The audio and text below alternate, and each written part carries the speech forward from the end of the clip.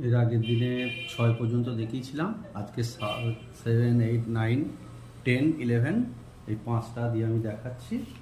প্রত্যেকটাই আপাতত মানুষের ফিগার। এই ধরো লাল কালি দিয়ে 7 লেখা আছে, আমি এই দিক থেকে এটা করলাম, এই 7টাকে রাখলাম, দিয়ে এইখানটা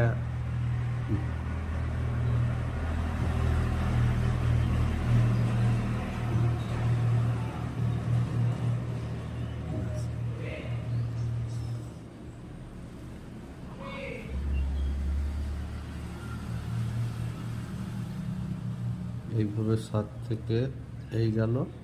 এই হাতটা আমি এধারে নামাতে পারি, ব্যায়ামের ভঙ্গিমায় আছে। মানে এগুলো ফিগার করছি বলে এইরকম, তাহলে ছবি তো হাজারও করা যায়। মানে সংখ্যাগুলো দিয়ে আমি ফিগার করছি। ফিগারগুলো এইভাবে একটা স্কুল ছাত্রীদের এটা আছে। 2 নম্বর হলো এইখানটা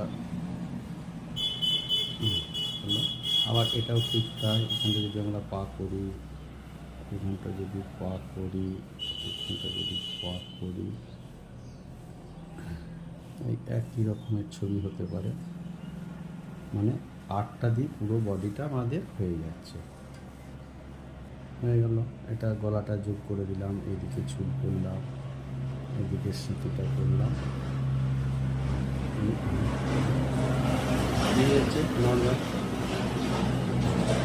আচ্ছা, এবারে হলো 9 দিয়ে 9, এই যে 9টা করেছি। এরপর যদি আমরা এইভাবে করি, এটা হাত করে দিলাম, হাত করে দিলাম,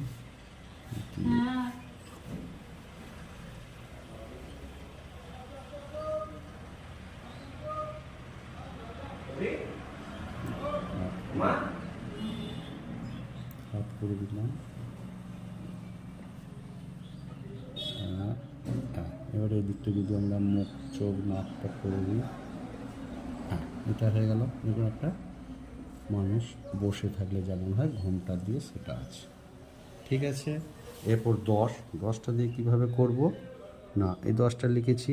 আমি যদি সাইজ করে এইভাবে এটা দিই, দিয়ে মুন্ডুটাকে যদি আমরা এইভাবে করি, এটা জামাটা একদম কিন্তু ডবল লাইন দিয়ে দিলে একটা যোগ ব্যায়ামের ভঙ্গিমায় আছে। এই হয়ে গেল একজন আছে। আচ্ছা, এরপরে 11, যেহেতু 1, 2, 3, 4, 5, 6, 7, 8, 9, 10 হয়ে গেল। 11 দিয়েও আমি একটা দেখাচ্ছি। এই 11টা আমি লিখে রেখেছি।